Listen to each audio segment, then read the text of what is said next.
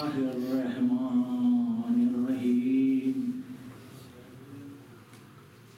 قالوا إنا لله وإنا إليه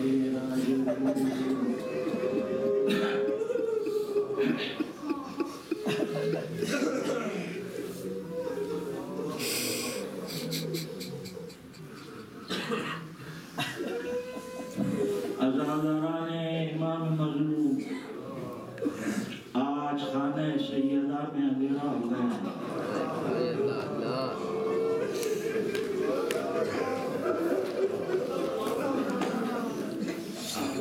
شام غریبہ اسلام کے وہ امیر جو آج غریب ہو گئے، اس لیے شام کو شام غریبہ آیا۔ اے عزیزانو، 10 روز آپ نے امام حسین علیہ السلام کا بہت ساتھ دیا، اور خاص کر کے آج کے دن رحمت کے سائے میں جلوس کی کامیابی، اس کا صلہ تمہیں مادر حسین سے ملے گا۔ مگر رضاکاران امام حسین، حسین کے ساتھ مرد تھے، اور حسین کا محرم آج ختم ہو گیا۔ یہاں سے زینب کا محرم شروع ہوا، زینب کے ساتھ بیوہ بھابیاں، یتیم بھتیجیاں تھی۔ یہ شام غریبہ، ان پیاسے لبوں کی شام غریبہ، ان چھلے ہوئے کانوں کی شام غریبہ، ان جلے ہوئے خیموں کی شام غریبہ، بڑی عجیب شام گزری ہے یہ۔ کیا کروں، میں بہت کوشش کرتا ہوں کہ دوسرے مسائل پڑھوں، مگر میری طبیعت جو ہے وہ کربلا کے ان نونہالوں سے، ان بچوں سے، ان معصوم بچوں کے مسائل سے آگے نہیں نکلتی۔ دیکھیے، کل کی مجلس میں نے کہا تھا کہ جناب سکینہ کو دیکھ کر امام حسین نے اتنا گریہ کیا۔ جناب زینب کے کہنے پر امام حسین نے کہا کہ میں اس لیے نہیں رو رہا ہوں کہ یہ لڑکی ہے، میں اس لیے رو رہا ہوں کہ اس کی عمر جو ہے وہ بہت کم ہے، اور مسائل جو ہیں وہ بہت زیادہ ہیں۔ بچپن 3 سال اور 5 مہینے کا سن مبارک، مگر اس میں بھی امام حسین علیہ السلام نے یہ کوشش کی کہ ذہنی طور پر سکینہ کو اتنی ہمت دی جائے کہ کل ہجوم مصائب سے بچی جو ہے وہ گھبرا نہ جائے۔ جب 1 سال کا سن ہوا تو امام حسین لے کے بیٹھے، کہا سکینہ ایک قصہ سنو۔ ہمارے نانا کے ایک صحابی تھے جناب ابو ذر۔ ابو ذر کو دشمنوں نے شہر بدر کر دیا، اور رضا کے لق و دق ریگستان کے اندر وہ زندگی گزار رہے تھے۔ چند مہینوں کے بعد بیوی کا انتقال ہو گیا۔ اب صرف ابو ذر اور ان کی بیٹی عاتقہ، یہ دونوں باپ بیٹے جنگل میں درختوں کے پتے کھا کے زندگی گزار رہے تھے۔ سکینہ بڑے غور سے اس قصے کو سن رہی تھی۔ کہا بابا پھر کیا ہوا؟ کہا ظالموں نے ان پتوں پر زہر لگا دیا، اور یہ زہر کے پتے کھانے کے بعد ابو ذر جو ہے وہ دنیا سے رخصت ہو گئے، اور جب ان کا انتقال ہوا تو دن بھر بچی اس لغدغ صحرا کے اندر دوڑتے رہتی تھی۔ جہاں سے کوئی قافلہ نظر آتا تھا، عرب کے رواج کے مطابق سر پر دونوں ہاتھ رکھ کے کہتی تھی کہ اے قافلے والوں، محمد کے صحابی کا انتقال ہو گیا ہے، آؤ آ کر غسل و کفن دو. یہ ساری باتیں جو ہیں وہ سکینہ کے ذہن پر ضبط ہو گئی. روز عاشور امام حسین رخصت کر کے جب میدان کی طرف چلے، اللہ سے دعا کی، سکینہ کو نیند آئی. حسین میدان کارزار میں پہنچے. اشقیاء جو ہے وہ تانا دینے لگے کہ حسین تم اپنا بھی وقت ضائع مت کرو اور ہمارا بھی وقت ضائع مت کرو، اس کے بعد ہمیں نماز عصر پڑھنا ہے. آؤ گھوڑے سے نیچے اترو اور آ کر شہید ہو جاؤ. جب یہ جملے جناب زینب اولیاء نے سنے، ایک مرتبہ حسین کو آواز دے کے کہتی ہے کہ بھائی ان کو اماں فاطمہ کے دودھ کی ذرا شجاعت دکھائیے.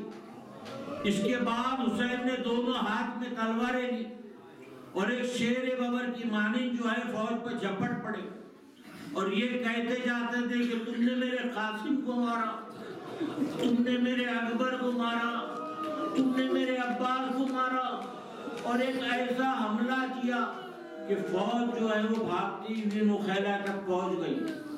ندائے قدرت آئی کہ اے حسین جنگ کے جوہر دکھا چکے، اب وعدہ طفلی کی وفا کا وقت ہے. امام حسین نے تلواریں نیام میں رکھی، بھاگی ہوئی فوج پھر سے پلٹی. اب کیا تھا، کوئی تبر مارتا تھا، کوئی تیر مارتا تھا، کوئی نیزہ چکایا تھا، اور کسی کے پاس اگر کچھ نہ ہوتا تو اٹھا کے پتھر مارتا تھا. مقتل گواہ ہے کہ جب امام حسین علیہ السلام فرش زین سے فرش زمین پر آئے تو تاریخ لکھتی ہے کہ آپ کو زین سے زمین پر آنے کے لیے 9 دقیقے لگے. 9 دقیقے یعنی 9 منٹ. آدمی کو گرنے میں اتنی دیر نہیں لگتی، فوراً گر جاتا ہے وہ، مگر امام حسین کو گھوڑے کی زین سے زمین پر آنے کے لیے 9 منٹ لگے. جب آپ بائیں طرف جھکتے تھے تو یہ اشقیاء جو ہے وہ ادھر سے نیزے لگا دیتے تھے اور اس طرف جھکاؤ کرتے تھے. جب اس طرف آپ جھکتے تھے تو ادھر سے اشقیاء نیزے لگا کے اس طرف کر دیتے تھے، اور اسی کشمکش میں 9 دقیقے گزر گئے. یعنی 9 منٹ گزرنے کے بعد امام حسین جو ہے وہ گھوڑے کی زین سے زمین پر آئے. شمر ملون نے آپ کو پس گردن جو ہے وہ ذبح کیا. ایک صدا کربلا کے میدان میں گونجی کہ الا قتل الحسین بکربلا، الا ذبح الحسین بکربلا. بس یہ سننا تھا کہ شمر ملون جو ہے فوجیوں کو لے کے اور خیموں کی طرف چلا. جب یہ خیموں کی طرف چلا تو اس واقعے کو علامہ حسین بگجاڑا، جنہوں نے تفسیر انوار النجف لکھی ہے، 15 جلدوں پر مشتمل ہے، یہ اپنے مسائل کے فقروں میں لکھتے ہیں کہ دعا کیجئے کہ پہلے تو کوئی لوٹے نہیں، اور اگر کوئی لوٹے تو اسے ڈاکو لوٹے، فوج نہ لوٹے. کسی نے مجمع سے پوچھا کہ علامہ ڈاکو بھی لوٹتا ہے، فوج بھی لوٹتی ہے، مگر دونوں میں فرق کیا ہے؟ تو آپ نے کہا کہ ڈاکو جب لوٹتا ہے تو ڈر کے کہ کوئی بچانے والا نہ آ جائے، مگر فوج پاس جو ہے وہ یہ خیال نہیں ہوتا. تو یہ فوجیں جو ہیں وہ خیمے کی طرف روانہ ہوئی. اب دیکھیے 36 ملکی افواج تھی، ایک بیکس زینب، چند ساتھ میں بیبیاں، چند یتیم بچے، ایک بیمار بھتیجا، پورے اس میں آگ لگا دی گئی. وہ کربلا کی مائیں، ان کو سلام ہے کہ انہوں نے اس کو کیسے برداشت کیا، ورنہ دنیا میں آپ نے تجربہ کیا ہوگا. میں اگر کسی کے بچے کے رخسار پر ایک تماچا رسید کر دوں تو باپ تو پھر بھی مروت کرے گا، مگر ماں جو ہے وہ ایک شیرنی کی طرح جھپٹ پڑے گی، برا بھلا کہے گی اور دوسری چیزیں لڑنے بھڑنے کے لیے تیار ہو جائے گی. ماں کی محبت جو ہے وہ اس بات کو برداشت نہیں کرتی. مگر واللہ رے کربلا کی وہ مائیں شام غریبہ میں शिमर मलून ने सकीना को इतने तमाचे मारे। एक मर्तबा रुबाब ने जनाब ज़ैनब की तरफ देखा। जनाब ज़ैनब ने कहा, भाभी रुबाब, अब मुझे नहीं देखना क्योंकि मेरा अब्बास नहीं रहा।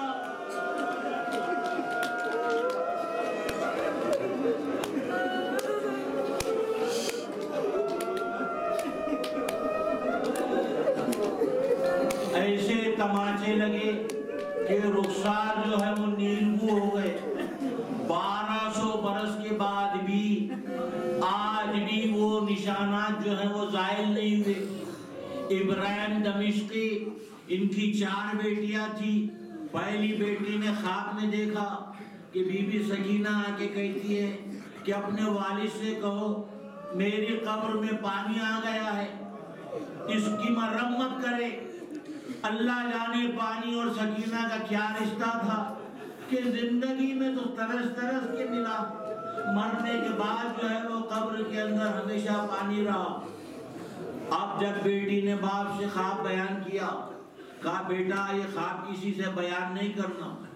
अंबिया, औलिया और मासूमीन और उनके जो फर्ज हैं इनकी कब्रें, वैसे तो आम मुसलमान की भी कब्र खोदना जो है वो हराम है।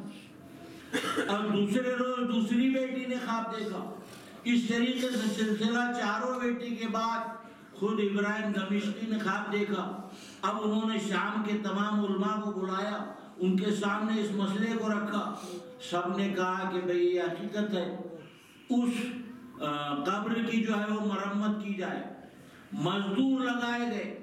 जब मजदूर इस मंजिल पर पहुंचा कि उसने इब्राहिम दमिश्की से कहा, ये बहुत बड़े उस जमाने के आलिम मौलवी आयतुल्लाह थे, कहा कि मेरे आका अब मुझे एहसास हो रहा है कि कफन जैसी कोई चीज मालूम हो रही है। इब्राहिम दमिश्की ने सबको हटा दिया, बाकायदा पर्दा किया गया। उसके बाद इन्होंने अपने हाथ से जनाब सकीना की मैयत जो थी वो कब्र से निकाली और लेके जानू पर बैठ गए जब तक कब्र जो है वो तामीर ना हो जाए। और जब इब्राहिम दमिश्की ने इस मंजर को देखा, जितनी देर बीबी सकीना जानू पर रही, इब्राहिम दमिश्की जारो कतार रोते रहे। वो शामे गरीबा के तमाचों के निशान 1200 साल के बाद भी सकीना के रुखसार के ऊपर नुमाया थे। बच्चे जो हैं इनसे बड़ी अजीब मोहब्बत होती है। अभी चंद साल पहले एक वाकया गुजरा है कि एक जोड़ा था, उन्हें औलाद नहीं थी और उन्होंने हरम इमाम हुसैन में जाके दुआ की कि मौला हमारी गोदी को भर दिया जाए, हम साहिब औलाद हो जाए। चंद दिनों के बाद बेटा पैदा हुआ। जब 5-6 बरस का बेटा हुआ तो ये मन्नत के लिए फिर से उस दरबार में पहुंचे, मगर करबला के करीब बॉर्डर के ऊपर रोका गया।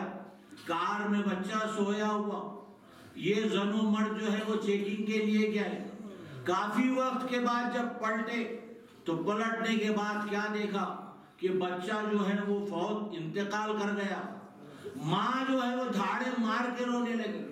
जब हरम इमाम हुसैन में पहुंची तो अब माँ की मोहब्बत ऐसी होती है कि कभी कभी नाशाइस्ता अल्फाज निकल जाते हैं, क्या मौला जब इसे लेना था तो दिया क्यों था। ये शिकायत करी रही थी कि एक बीबी ने शाने पर हाथ रखा, कहा कि तूने हुसैन से तो इस्तिगासा कर लिया, हुसैन से फरियाद कर ली, जरा जनाब अब्बास के रोजे पर पहुंच, क्योंकि वो बाबुल हवाइज है, वो तेरी इस गुत्थी का, वो तेरे इस मसले का जरूर हल निकालेंगे। माँ जो है वो हरम अब्बास में आके गिरिया जारी करने लगी। अभी 1 साल ही गुजरी थी कि उसकी नजरों के सामने उसका बच्चा सामने से मुस्कुराता हुआ आता दिखा। पहले तो यकीन नहीं आया, मगर जब बच्चे ने आके गले में बाहें डाली, कहा अम्मा मैं आ गया। अभी से बड़ी हैरत हुई। कहा बेटा कैसे? कहा मैं एक मैदान में खेल रहा था, उस वक्त एक घोड़े सवार आया और आगे कहने लगा चलो बेटा चलो, تمہاری ماں جو ہے وہ بڑی بےتابی سے تمہاری یاد کر رہی ہے۔ میں نے کہا کہ میں چھوٹا ہوں، میں گھوڑے پر کیسا بیٹھوں، آپ مجھے خود اٹھا کے بٹھا لیجئے۔ سوار کہنے لگا کہ بیٹا اگر میرے ہاتھ ہوتے تو یہ کام میں ضرور کر لیتا۔ ایک بزرگ شخصیت پہنچی، اس نے مجھے گھوڑے پر سوار کیا اور وہ گھوڑے سوار جو ہے مجھے یہاں حرم میں لا کے چھوڑا۔ اماں جاتے جاتے اس گھوڑے سوار نے کہا کہ بی بی تجھ پر سلام، اور تجھ سے یہ میں کہہ رہا ہوں کہ چھوٹی چھوٹی باتوں کے اوپر ہم سے ناراض نہیں ہوتے۔ یہ کہہ کر بچہ جو ہے وہ زار و قطار رونے لگا۔ عزیزان گرامی، محبت کا یہ تقاضا ہوتا ہے۔ اب جب یہ فوج خیمے کی طرف بڑھی، عجیب منظر ہے، تفصیل نہیں کروں گا کہ یہ فوجوں نے کس طریقے سے ظلم ڈھائے ہیں۔ کسی کی چادر چھینی گئی، کسی کے گوشوارے اتارے گئے۔ جناب فاطمہ کبریٰ خود اس بات کی گواہ ہے کہ ایک شقی جو ہے ان کے بندوں کی طرف بڑھا، آپ بچنے کے لیے آگے بھاگی، پیچھے سے یہ شقی آیا اور ایک ایسا چابک مارا مجھ پر کہ بچی جو ہے وہ منہ کے بل زمین پر گر گئی۔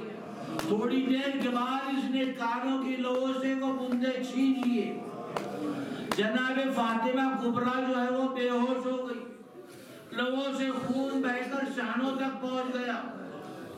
کچھ دیر کے بعد جناب ام کلثوم فاطمہ کبریٰ کو ان کا سر اپنی آغوش میں رکھ کے اور آنسو اپنے جو ہے ان کے چہرے پر ٹپک رہے تھے، اس سے جناب فاطمہ کبریٰ جو ہے وہ ہوشیار ہوئی۔ ہوشیار ہونے کے بعد ڈر کے کہتی ہے کہ پھوپھی اماں یہ کیا ماجرا ہے، آپ کی چادر کہاں ہے، مجھے کوئی چادر دے دیجئے تاکہ میں اسے اوڑھ کے دوسرے خیمے میں جاؤں۔ تمام خیمے جو ہیں ان کو آگ لگا دی گئی۔ ایک ہجوم تھا، فوج اور گھوڑے، ایک بھگدڑ مچی ہوئی تھی، سب جو ہے وہ ختم ہو گیا تھا۔ ایک خیمے کے بعد دوسرا خیمہ، دوسرے کے بعد تیسرا، تیسرے کے بعد چوتھا جلتا گیا، اور یہاں تک کہ بیبیاں جو ہیں وہ جناب سید سجاد کے خیمے میں پہنچ گئی۔ اب آپ غش میں تھے، آپ کو بیدار کیا گیا۔ اس کے بعد جناب زینب نے مسئلہ پوچھا، آپ نے کہا کہ علیکہ کنہ بالسیرہ، اس وقت جان بچانا جو ہے وہ لازم ہے، اے بھوپی بچوں کو لے کے جو ہے وہ باہر نکل جائیے صحرا میں۔ جناب زینب اور بیبیاں جو تھی وہ باہر نکلی۔ تھوڑی دیر کے بعد جب افاقہ ہوا تو اب ڈھونڈنا شروع ہوا کہ بچے جو تھے وہ ادھر کے ادھر ہو گئے تھے۔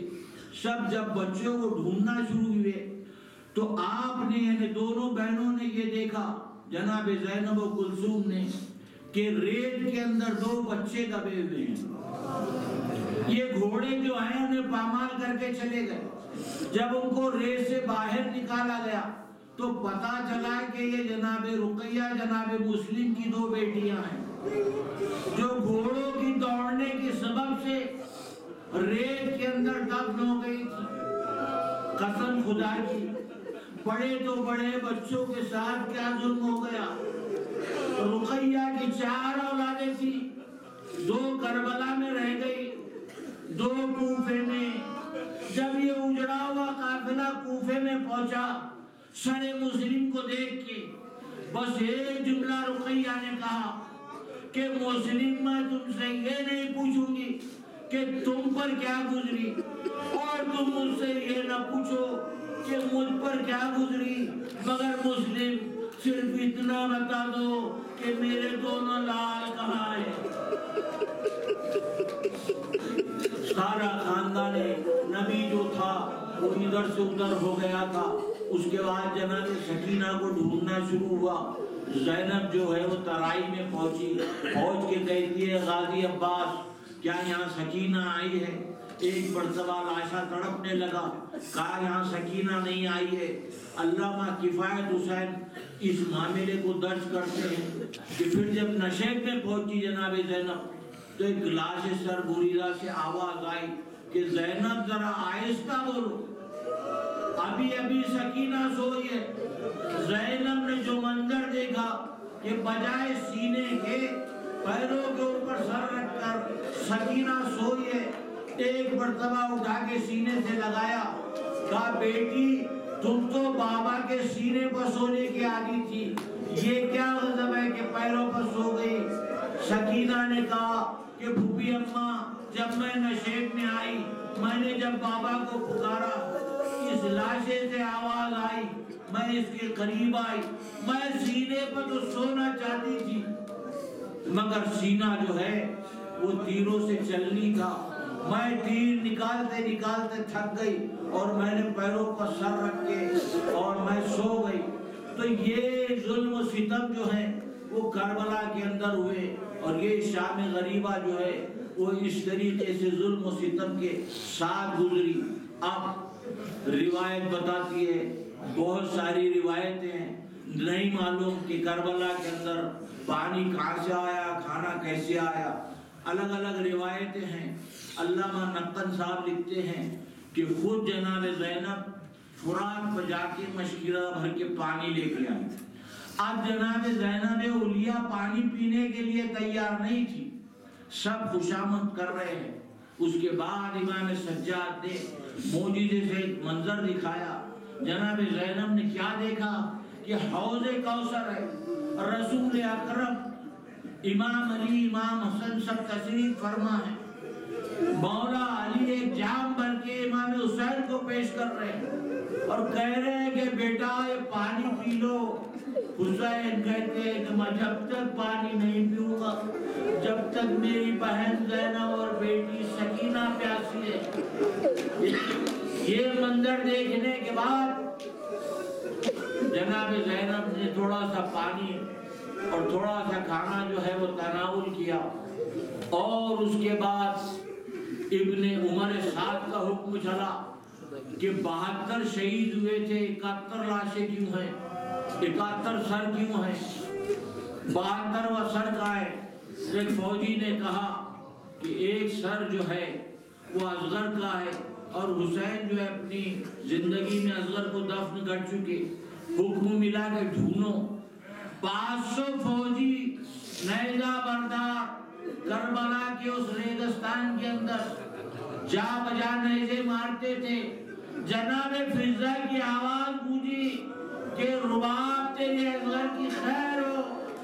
ایک فوجی کے نیزے میں علی اصغر کا لاشا جو ہے وہ باہر آیا، ماں کے سامنے اس فوجی نے اصغر کا گلا کاٹا، سر کو نیزے پر بلند کیا اور لے کے چلا۔ عزیز عزاداران امام مظلوم، یہ تھی شام غریبہ۔ رو لیجئے، اللہ جانے آئندہ سال کون رہے نہ رہے، اگر آئندہ سال بھی یہ بچے تو پھر ہم ہیں اور یہ غم ہے، ورنہ یہ ہمارا سلام آخر ہے۔ کربلا کے اس لٹے ہوئے، ان بیوہ اور یتیم اور ان جلے ہوئے خیمے اور یہ اجڑی ہوئی ساری شام غریبہ، اس کو ہمارا سلام آخر ہے۔ سیعلم الذین ظلموا ای منقلب ینقلبون، لعنت اللہ علی القوم الظالمین۔